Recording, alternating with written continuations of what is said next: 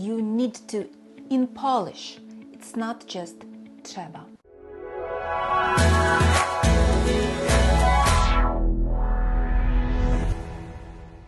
Most English speakers say just one word for you need to or you have to in Polish, trzeba. And yes, it works, but it's too basic. Because in Polish, the meaning changes depending on who is responsible and how strong the obligation is. Let's start with the most general option, trzeba. Trzeba to zrobić.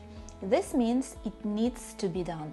General, impersonal, no subject, no I or you. Now, if you are responsible, Polish uses muszę to zrobić.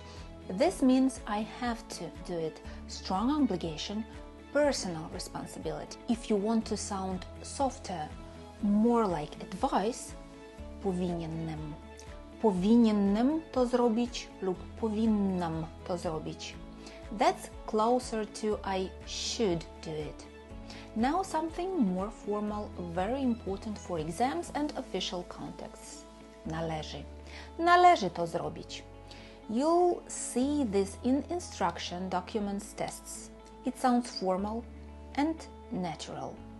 And finally, when just a suggestion, warto. Warto to zrobić. This means it's worth doing.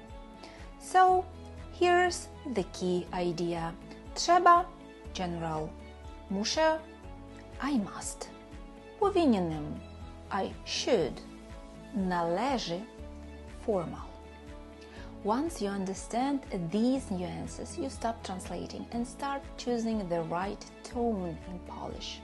If you want to sound natural in Polish, subscribe and check our lessons below.